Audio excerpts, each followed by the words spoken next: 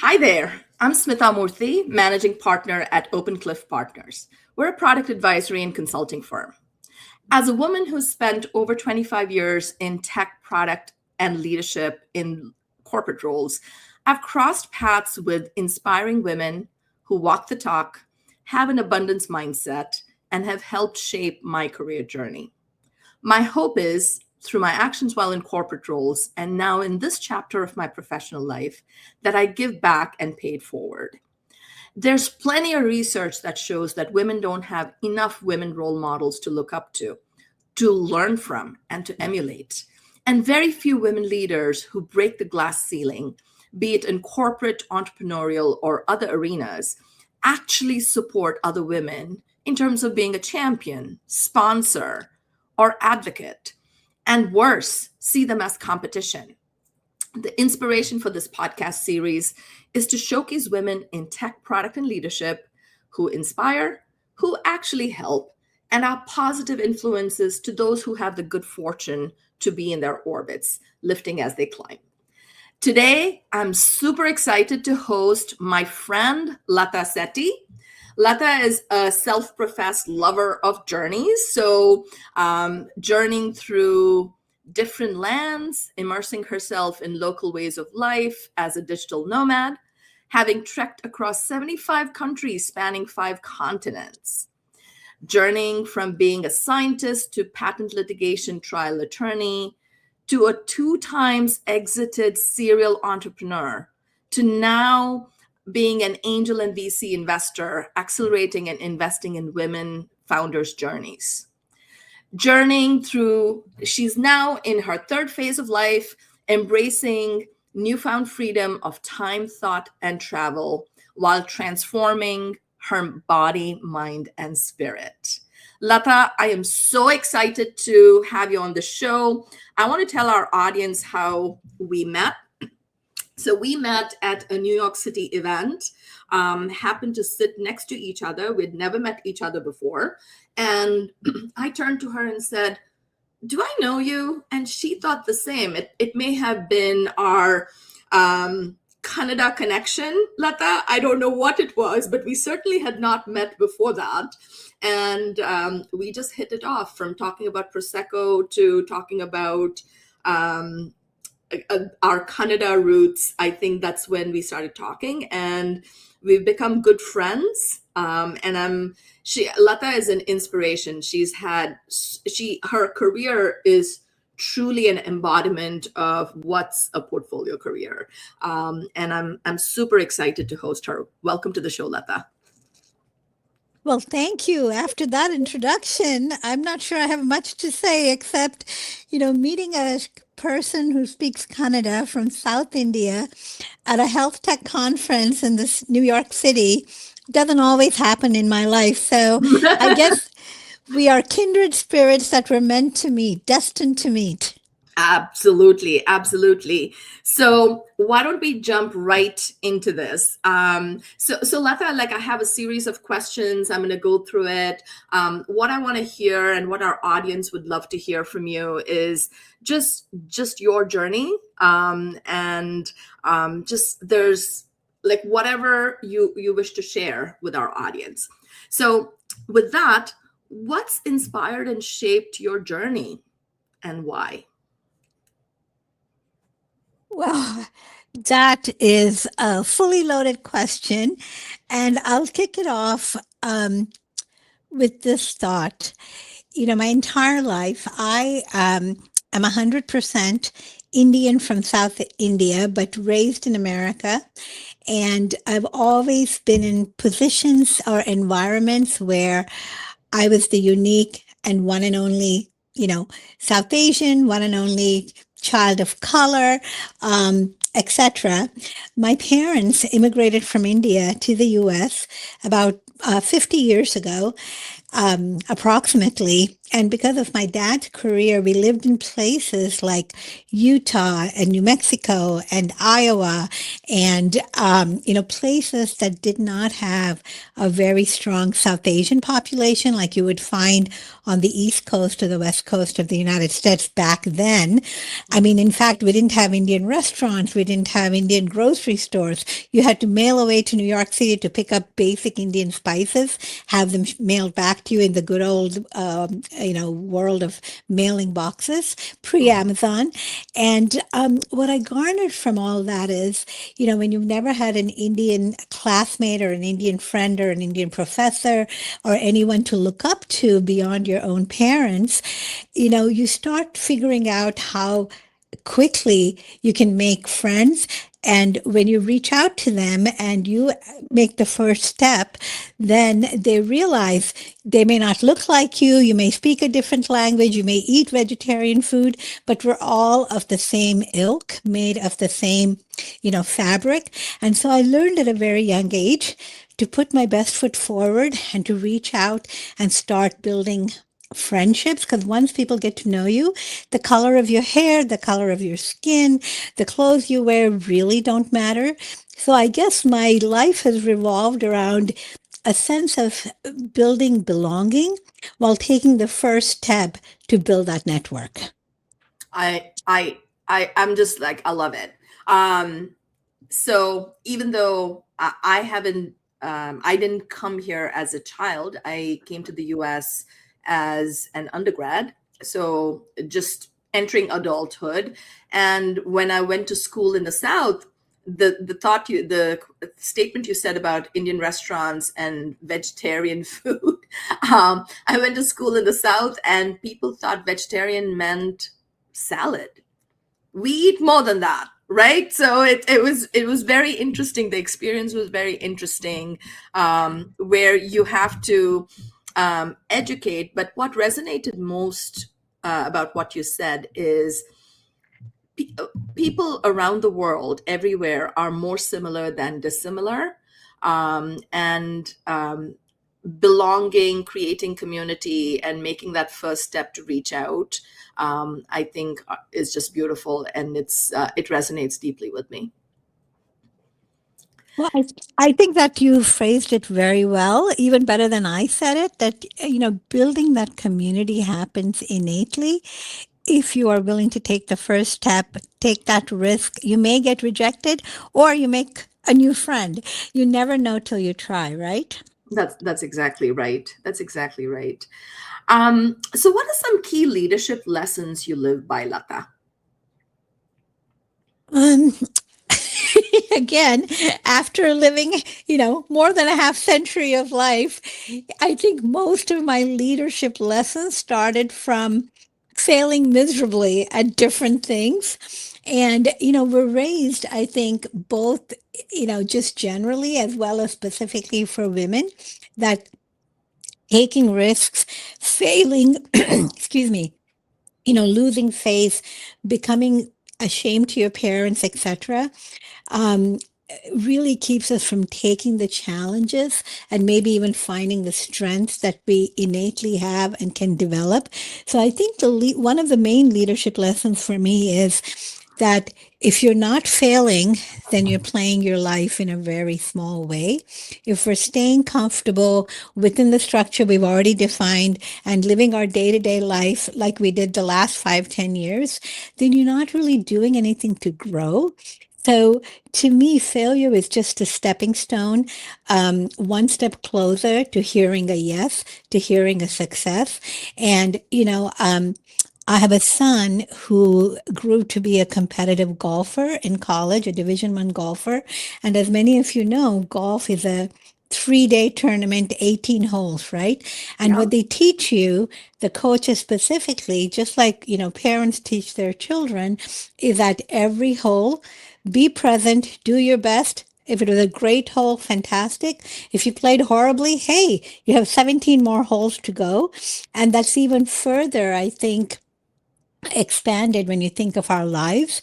If you are taking risks, growing into new areas, building different skills, you're going to fail, whether it is starting a company or you're dating someone, which doesn't necessarily lead to marriage as you had hoped. Those are all stepping stones to learning more about yourself and understanding your weaknesses as well as your strengths, and to play towards your strengths and not to take failure as a personal rejection. It's not. It's just the way the world works. So one thing is reach for failure, embrace it, live it, and keep doing it till you succeed at whatever you're pursuing.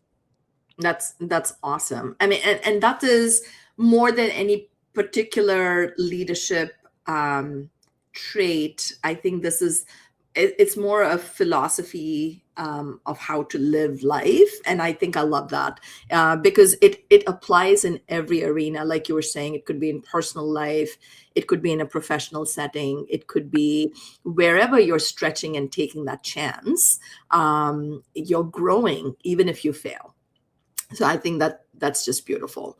And by the way, for our audience, in case you're wondering, Lata is gorgeous, but I didn't brief her enough that we're going to be doing a video recording, and she's a digital nomad. She's currently in Europe, so we're recording this with her beautiful voice, and we're just going to go with it because I think it's kind of keeping with who she is. She's always on the move, doing a bunch of things. So we're just gonna we just said this is a time I got with her, so I'm going to record her right now.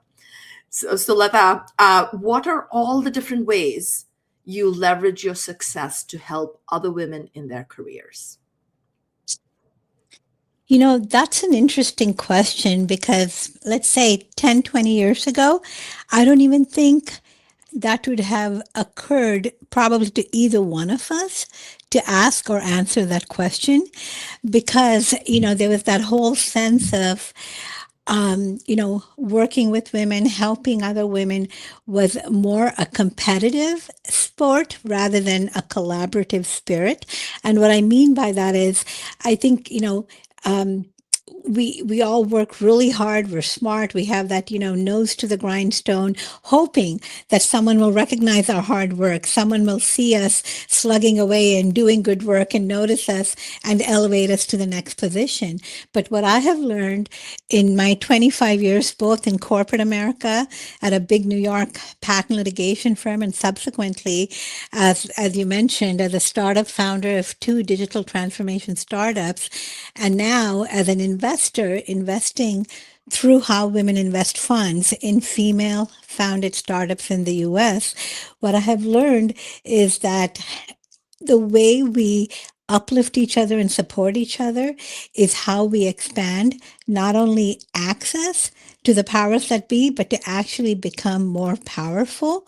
And, one of the main things we have built at our How Women Invest Fund, besides the fact of investing in female-led startups, is we want to democratize the investor side of the equation. So, as many of you know on this podcast, venture capital in America is very male dominant. 97% of venture capitalists in America are men who have gone to schools like Kellogg, Wharton, Stanford, MIT. And what happens is they end up investing in people that look like them, people that act like them, people they go to church or temple or synagogue or play golf with, right? So less than 2% of venture capital dollars go to female-led startups. And we're talking in America. We're not talking, a developing economy in Asia or Africa. We're talking one of the most developed countries on the planet. So you can only imagine how hard it is to be a female founder, to build, scale, and grow your company if you don't have venture dollars or don't have capital coming in. So one of the things we've done at How Women Invest is to expand the slice of that pie, the slice of funding, by committing to bringing in 10,000 first-time investors, mostly women, who will be investing in a venture fund because they have the domain expertise, the experience behind them, the financial resources to invest in a fund, but they've never had access. They've never been invited by the male venture funds to come join, to become investors, to become involved in growing their net worth by investing in female-led startups. So I think one of the things that I have loved about working with How Women Invest and our nonprofit, How Women Lead, which I'll talk about shortly, is that we are focused on identifying brilliant female founders who have created critical solutions to global problems, and then not only helping invest capital, invest dollars in their startup, but to also build a sense of community, a personal board of directors to support their growth. So they're not, it's not just writing a check and then saying, okay, we'll see you at the end of the year and tell me how your revenue forecasting is progressing. We actually provide mentorship, community, open doors for potential clients. We have conversations with them about how things are going. So it's very smart money. And along those same lines, is this a good time to briefly jump into How Women Lead, our nonprofit, Yeah, Smitha? absolutely. And I just wanted to add one comment before you go there. I am one of those LPs that is part of How Women Invest in Fund 3, and one of those 10,000 LPs that Lata was just talking about, that she's working towards bringing on first-time investor, like taking a very active role through the due diligence process, etc. So I'm very happy to be an LP with How Women Invest Fund 3, Lata, and thank you so much for answering my questions when I had them. And I'm glad I took the leap. Well, I was so excited to welcome you on board. And, if you could just take a couple of seconds and share with your audience how your experience has been this past year, that would be phenomenal. Yeah, no, I'm happy to do that. So, how the reason How Women Invest LP opportunity was appealing to me is, one, it's women founded businesses that are tech first, AI first in the US, and in the areas of women's health, or health tech in general, future of work, and climate tech. All areas, that's the investment thesis. These are all areas that I care about and I'm passionate about. And quite honestly, for me, I've been a passive investor my whole career. As in, like, there was a set amount of money that was going into 401k, and I have a fund manager who was just managing my money. So this is the first opportunity where an LP gets to be part of monthly due diligence, monthly screening calls. So you have a front row seat to see all the different investments that are making their way through due diligence. And you get to raise your hand and say, hey, I actually have specific expertise in this area that the founder just pitched us on, and you get to be part. You get to do a little bit more due diligence for that particular investment. So for me, that has been actually the most fulfilling part of being an LP. And I would encourage other women who may be considering similar commitments to definitely consider How Women Invest. Well, that was wonderful to hear. There's things every day that make us smile. And today, that was what made me grin from year to year. I'm so glad that your experience has been beneficial, insightful, and overall helping women founders to build and scale.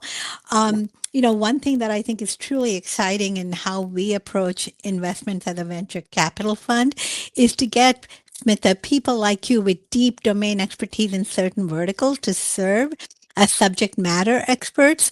And therefore, we can, work with companies on different technologies from different scientific innovation and bring in our limited partners to help with the due diligence. So it's really a win-win for everybody, for the founder, for How Women Invest, and for the LPs.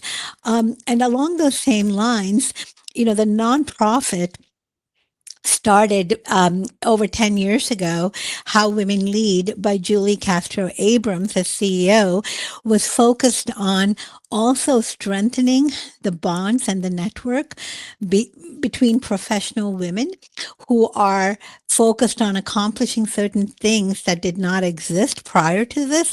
And what I mean, for example, How Women Lead, the nonprofit arm, a few years ago was instrumental in California getting the legislation passed for getting Senate Bill 826 approved, which guaranteed that every California corporation was required, mandated to have at least one female member on the board of directors. Now, that was passed, I think, 4 or 5 years ago. And that Senate Bill 826 has become like a template or a script for 27 other states in the United States to use to get that same sort of approval, regulatory wise, legislative wise, to get at least one person who is a female background to serve on a board of a company. Now, in California, we're working on getting 2 or 3 board members that are female, because getting one board member who's female to the table is important. But if you really want influence and clout, you should have several female board members to make the needle really move. And going back to your, how to, what would my lessons for women who are coming up the ladder is that, one, be fierce advocates for each other, meaning, let's say, someone says, Mary says something in a board meeting that's very instrumental and important and gives her perspective, and nobody really recognizes that. Then John repeats the same exact thing Mary said 30 seconds later, and everybody's like, wow, John, that's a great idea, and applauding him and patting him on the back, etc., etc. So let's say your name is Sarah. Sarah steps in and says, John, building upon what Mary just shared, my thoughts are X, Y, and Z. So, support her, help her to reinforce her voice, because we all have been in positions where, whatever we say is repeated by a male in the room, and suddenly it's brilliant, while your comments probably not even acknowledged or perhaps even ignored. So one of our credos at How Women Lead is be fierce advocates for each other and reinforce, her voice when she speaks up by making sure she gets the credit for whatever her thoughts were she brought to the table. The other part is say yes to help each other. And, an excellent example is, as Smitha said, Smitha and I travel and speak on global stages for different conferences, seminars, summits, etc. And, the next morning when you wake up, you have 20 people who have reached out to you on LinkedIn that you may not know. This is just cold outreach, but they want to tell you did a great job talking. They learned so much, and can you introduce them to so and so that happens to be connected to your LinkedIn network? So, obviously we can't always say yes, but take that extra 30 seconds to see what she's asking. Who does she want to be introduced to? And if it's something you can do, feeling fairly comfortable with that, then do it. Don't feel like, oh, I don't know this guy she wants to meet that well, or I've only met him 3 times, or what will he think of me? Don't go through all that analysis, because guys introduce each other all the time. And that's where a lot of times the introductions lead to jobs, lead to potential, high profile cases, projects, etc. So, and I'm not saying you should do it all the time, but even more so if someone second or third degree contact reaches out and they're looking for a position and they see that you're connected to someone online and they want you to open the door. If you think it's the right thing to do and you feel comfortable with that person, please do so. At the end of the day, it's not really going to hurt you or bite you in the butt, but it's important to support each other. And the last one I wanted to mention in our 4-tier credo at How Women Lead is be unabashedly visible. I think a lot of people, men and women, but even more so women, often work really hard, but when they're asked to speak at something or present a workshop or come to a webinar and take the stage, they'll say, no, no, no, I'm kind of like a background person. I'm the supporter. I'll help you get on stage, but not me.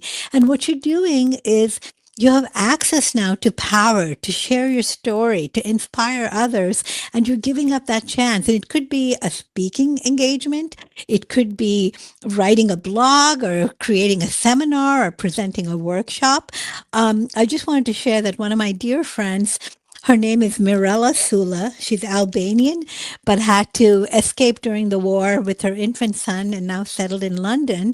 She started a network called Global Women's Club and now has grown into a dynasty. But her main motto for Global Women Club is given women a microphone and you give her her voice back or give her her voice. I So love I it. think Yeah. yeah, and I think, I mean, she's built something where I work closely with her, and we work with a lot of femigrants, feminine immigrant refugees who a Hmm. lot of times come to different countries to escape war-torn places back home and are very dependent on their husbands or other people in their family for their immigration.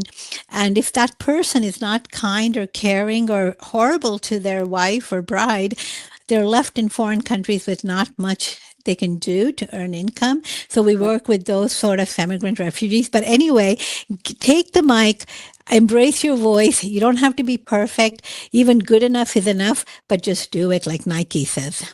Yeah, yeah. Well, you made me just do it with another organization that has brought us together, which is the Indus Entrepreneurs (TIE), New Jersey, and the Women's Chapter. So Lata did a beautiful open mic session in the first event that I attended of Thai ever, and inspired me to actually take a leap of faith and pitch my business at the next one, which was done for International Women's Day. So thank you for handing me the mic. And I just sucked it up and did it. And it wasn't a disaster. So thank you for that.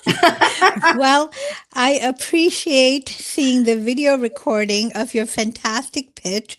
And I think it's such a worthwhile pursuit. And most importantly, you got up there, Smitha, did a great job. And I'm sure you learned a lot from doing it. And hopefully, the most important thing you learned was you can do it. Yeah, absolutely, absolutely. And the room was encouraging. They they thought the idea resonated with them, so that was all good. Okay, so back to you. So Lata, when I know you help others in all the different ways that you just talked about, but when you have reached out to others to help you in your career, what are some of the best ways others have helped you? Well, I wish I had a quick and easy answer for that, Smitha. But just to provide some context, I was a trial attorney in Manhattan focused on patent litigation in the pharma, medical device, life science, that space, and working at the oldest patent law firm on the planet, top of Rockefeller Center, beautiful view of Central Park, Radio City Music Hall, all the stuff you'd imagine, and especially was really, really something I was so excited about coming from Iowa and Utah and Wisconsin. This was the Big Apple, the big city, right? But unfortunately, this brilliant law firm I worked at, which patented flight for the Wright brothers and electricity for Benjamin Wow. Franklin, Mhm. 250-year-old firm, was very white, very male, very Ivy League law schools. And here I come from the University of Iowa, and they would joke and invite me to parties so I could, shuck corn for them, right? Oh my Um, gosh. Yep. And, we came out of, I mean, back then, University of Iowa Law School was one of the top 3 public universities in the country.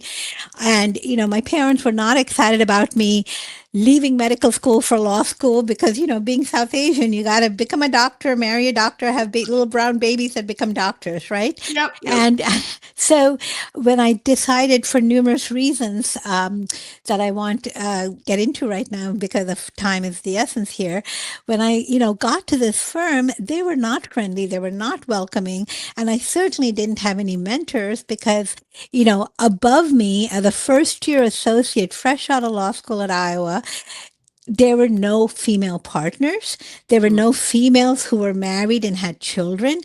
Everybody was male, everybody was white. And of course, I found my tribe. I found a great group of friends. I learned a lot, but I never really had what I would call a professional mentor because I was like two standard deviations away from the norm. I wasn't white. I wasn't male. I guess three standard deviations. I didn't go to Harvard or Yale, even though I got to Harvard. I got admitted to Harvard, but couldn't afford to go to their law school. But my point is, I learned very quickly how important mentorship is because I saw how the men bonded. The men went to lunch. The men went and played golf. I wished I knew how to play golf rather than my son a generation later learning how to play golf. But the yep, point is, there was, forget sponsorship and all the discussions we have now between the difference between mentors and sponsors. I didn't have any. I had to figure out my own way in the world. And yep, so, as our company grew and as they started hiring more female associates for our litigation group, for our patent litigation group, I went out of the way to make them feel welcome, to take them to lunch, to give them sort of the secret sauce on who's who and who do you need to, be close to and do good work to get on the best cases, et cetera, et cetera. And that also, Smitha, leads me into why I've had the most fantastic time being part of How Women Invest, our venture fund, and How Women Lead, our nonprofit, because it's the first time I have been surrounded by women who've been in corporate America for, 2 decades or more, who've gone through all the hassles, faced the hurdles, numerous challenges they've overcome, and now they're in a place in their life they want to have impact, they want to give back, they want to do good without any return of revenue or, all that financial focus.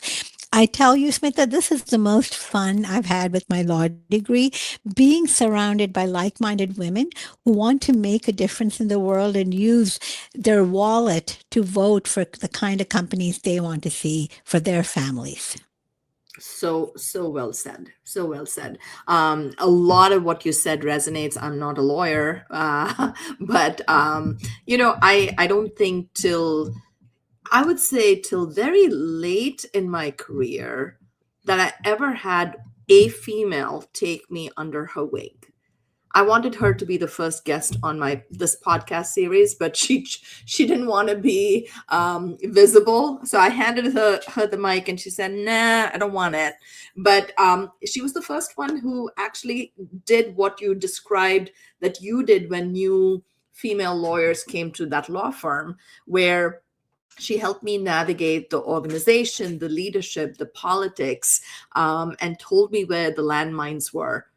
Nobody does that. I didn't have that kind of support ever until much later in my career with this one person. So I hear you when you say how women lead and how women invest. That community has definitely given and me as well a forum where there are like-minded people and we're all invested in each other. So for me, I think that has been a great community to be part of. So anyway, moving on, can you please share your favorite life lesson quote and how that is relevant to you in your life? Wow. I've had so many missteps in my nonlinear, as you said, portfolio career. I don't know where to start, but I'll share one of my favorites. I would say, life is hard, right? There's always things that were new things we're learning, new things we're failing at, new challenges, mountains we're climbing. So I'd say my quote would be, and do it anyway. You know, if you Wow. if you're tired one day because you didn't sleep well, your child kept you awake, you're up all night working on a project, Well, guess what? The next morning you got to get up, do what you need to do to get to work, to take care of your family.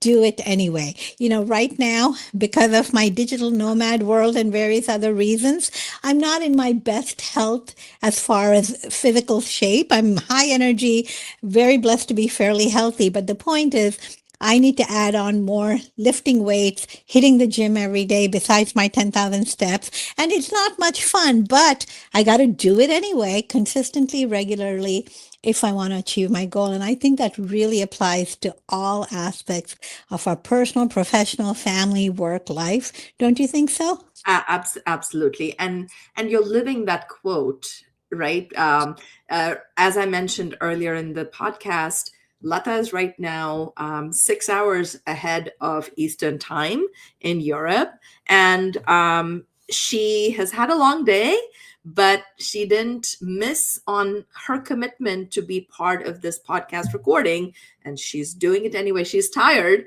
but clearly there's no lack of energy, and she's doing this anyway. So I definitely appreciate you doing this, Lata, even though I know it's late for you. Um, Well, I have to say, I would do anything for you, Smitha. oh, And, and oh, not I just love because you speak Kannada, but because I so admire and respect you, not only for all your accomplishments, but your compassion, your high energy, and the biggest smile in any room I enter is yours. it. Thank you. Actually, my name means smile in Oh, Sanskrit. I learned something new every day. I did not So, know that. yeah, It suits you so apropos. thank you. So Smita is it's well, you might understand this. Smita Mukhi is like the name for Lakshmi, and it means a smiling face. Ah, So yep, and that's what my name means. And for those on our podcast who may not know Lakshmi, she is the goddess of good fortune in Yep. Hinduism, not only the goddess of wealth, but the goddess of all good things. So you are a blessing to everyone you meet and to your family, Smitha. Thank you, thank you, thank you. I appreciate that, as are you. Last question. Any book recommendations that have helped you stay true to who you are? Oh, I am such a bookophile, if that's a word. I carry, the other day I had to empty half my only suitcase I travel with because I'd gotten so many books. Now I'm down to like three outfits, but who cares? I got my Yeah. favorite books.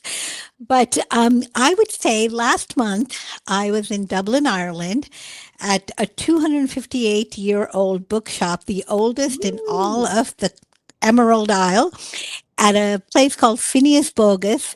And I was there for a book launch, and the book was called Permission Granted. It was written by an academic researcher, one of the top 1% of researchers in this space, in this academic space of women entrepreneurs. Her name is Professor Maura McAdam. Can you get more Irish than that, right? there you But go. Uh-huh. her book is about how women founders need to stop seeking permission because permission has already been granted. We just don't know it, and we keep reaching for it when it's already within us. And she wrote, I didn't write the book, Professor McAdams did, but I'm featured in the book, which I think is the best way to be in the world. You don't have to go through the blood, sweat, and tears of Right. actually writing a book. Yes. But I love the concept. It's simple, right? And the book title is hashtag permission granted. And Love she it. goes through 8 different chapters with 8 different women on how they stopped seeking permission and gave it to themselves so they can advance and not be limited in a society that many times, especially towards women, keeps us asking for permission for things that are rightfully ours.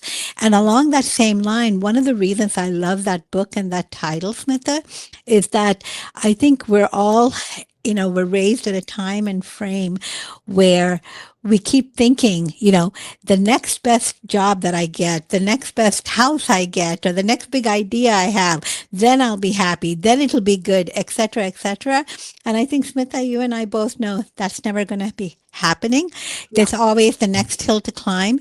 So Yep. the thing I talk about, especially when I am speaking in front of younger audiences, is that we are enough just the way we are. We can, of course, strive to, reach our milestones and our vision and our dreams, but never think that's what makes you whole.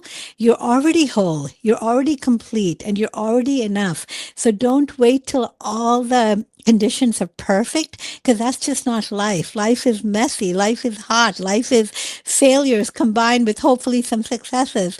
But feel that you have the ability to start whatever you're pursuing.